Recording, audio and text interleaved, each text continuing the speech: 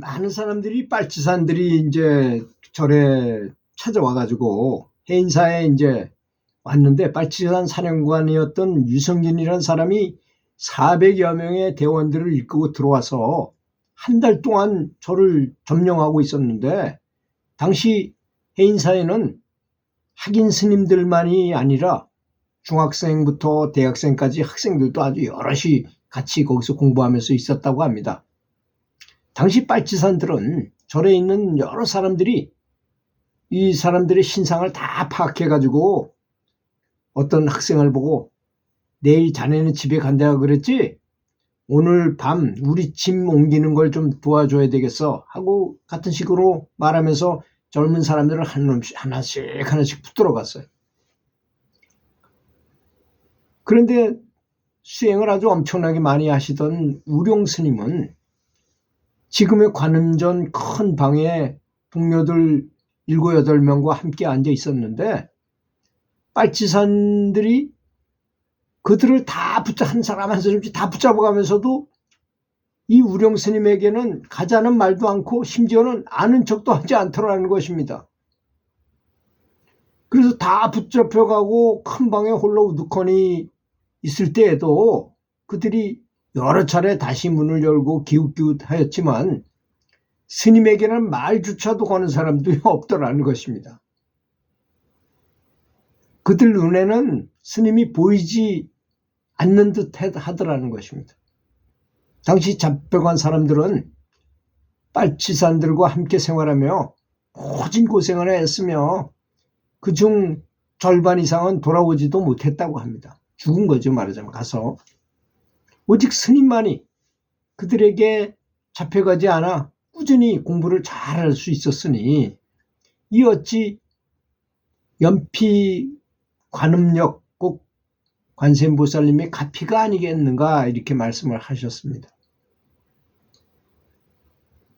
우룡 스님이 20살 이전에 체험하셨다는 이 이야기 말미에 스님이 이제 직접 체험하셨으니까 이제 스님께서 이제 거기에 대해서 말씀을 하는 거죠. 누구든지 관세음보살을 염하면 모든 두려움과 재난, 불행에서 벗어나 자기가 소원하는 대로 살 수 있게 된다는 점을 강조하셨습니다. 또한 한 가지 덧붙인 말씀은, 부디 관세음보살 연부를 하겠다고 작정을 했다면 한 경지에 오를 때까지 꾸준히 해나갈 것을 당부하셨다는 것입니다. 그런데 우리가 여기서 알아야 될 게 한 경지가 무엇인가 하는 것에 대해서 좀 알아야 될 거 아니겠습니까?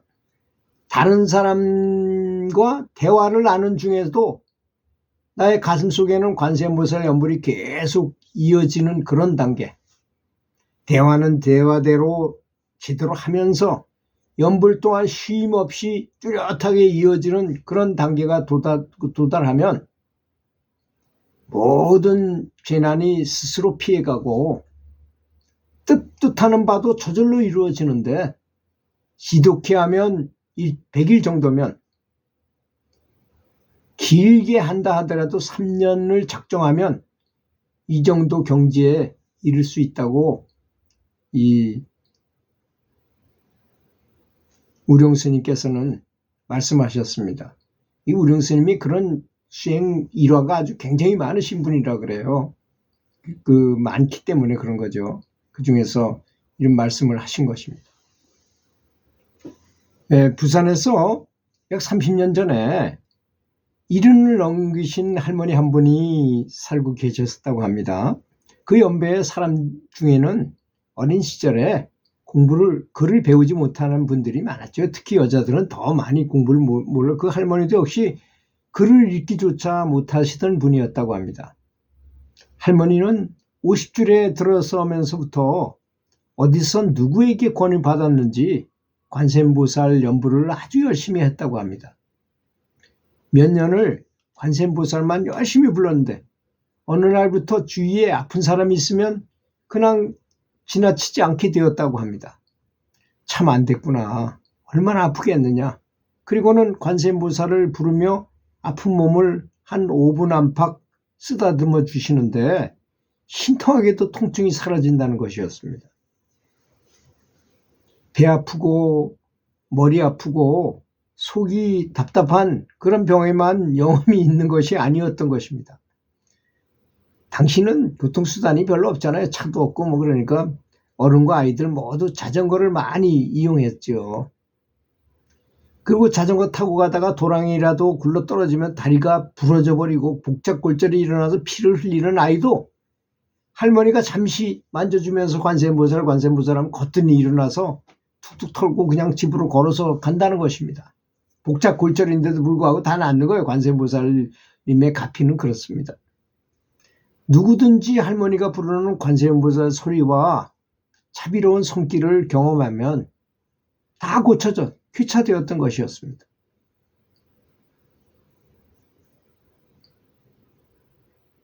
이럴 때 우리는 기적이라고 신통력이라고 말하기도 합니다. 하지만 이것은 기적이 아닙니다. 꾸준히 공부한 힘이 만들어낸 현실이라는 것입니다. 바꿔 말하면 꾸준히 공부함으로써 기적 같은 일을 현실로 만들 수 있다는 것이죠. 또 우령 스님께서 1960년대에 김천 청암사에 계셨을 때의 일이라고 합니다.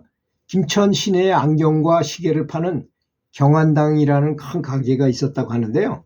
경환당 주인은 오 선생이라는 사람인데 이 오 선생을 중심으로 해서 거사 몇 분, 보살 몇 분이 모여서 조용히 앉아서 대화도 없이 참선을 한다는 소문이 있었어요. 그들이 꾸준히 수행을 하자 어떤 스님네는 경환당 운영하는 그 오거사가 사도에 빠졌다, 역길로 빠졌다라고 말까지 하였던 것이었습니다. 그러나 여전히 개의치 않고 모여서 앉아서 참선을 했다고 합니다. 당시 김천 시내에 초등학교 상급 학년인 여학생이 벌레가 척추를 갉아먹는 가리에스라는 불치병에 걸려서 고생하고 있었다고 합니다. 병세가 심하다 보니 당사자나 부모 모두 그리 오래 살지 못할 거라고 생각하고 있었다고 합니다. 딸아이들 지켜보던 어머니가 너무 안타깝고 답답해서 어느 날 오 선생과 함께 대여섯 분을 초청했다고 합니다. 오늘 밤에 아픈 아이가 있는 우리 집에 와서 참선을 좀 해주시면 안 될런지요. 그 요청에 따라서 오 선생 일행은, 그러니까 일행이 거사 몇 분과 보살님 몇 분 해가지고 한 10명 정도가 허리 아픈 여학생 옆방에서 밤새도록 앉아서 선정에 잠겼던 것입니다. 소녀가 누워있는 방에는 들어가지조차도 않았다고 합니다. 그런데 이튿날 아침에 소녀가 어머니에게 말했어요. 어젯밤에 오 선생님이 밤새도록 내 곁에서 내 몸을 쓰다듬어 주셔서 그래서인지 요즘은 기분이 매우 좋고 허리가 아프지 않은 것 같아. 그날 이후 소녀의 몸은 조금씩 나아져서 마침내는 자리에서 일어나 완쾌되어 건강하게 잘 살고 있었으며 결혼도 하고 딸 둘을 낳았다고 합니다. 그녀는 지금도 김천에 살고 있다고 합니다. 그러니 나를 비우고 연부를 한다는 것은 지금 제가 이렇게 좀 신통 같은 얘기를 한다고 느껴지시겠지만 사실 신통이 아닌 것입니다. 왜 그러냐면 병이라는 것은 마구니가 갖다 주는 거거든요. 근데 연부를 그 옆에서 참선을 한다거나 연부를 열심히 하면 그 마구니가 거기에 그 빛이 강력하기 때문에 연부를 하면 40리나 뻗친다고 하지 않습니까? 참선을 해도 마찬가지겠죠. 그러니까 그 마구니들이 거기에 붙어 있지 못하니까 병이 물러가는 것입니다. 또 아까 말씀드렸던 그 할머니 보살님이 손으로 이렇게 쓰다듬어 준다고 할 때 그 할머니는 등력을 하신 것입니다. 여기서 강력한 에너지가 뿜어져 나가는 걸 본인이 아시기 때문에 고치고 싶어지고 또 고치면 낫고 하는 것입니다. 저도 그런 치료를 많이 한 사람입니다. 기공치료를 많이 한 사람인데 지금은 전혀 하지 않습니다. 그렇지만 그때 병치료할 때 사람이 많은 곳에서 한 사람을 탁 누워놓고 쫙 하면 한 번에 딱 고쳐져 가지고 제가 참 사이비 교주처럼 되겠더라고요. 그때 제가 그런 걸 깨달았습니다. 그렇게 있는 것, 등록을 하면 그런 현상이 일어날 수 있다는 것을 말하는 거지, 그런 것을 원해서 연부를 하지는 마시라는 뜻입니다. 그냥 부처님을 찾고 내가 부처가 되거나 극락왕생을 하겠다는 목표로 연부를 하시는 것이 좋으리라고 생각합니다. 들어주셔서 감사합니다.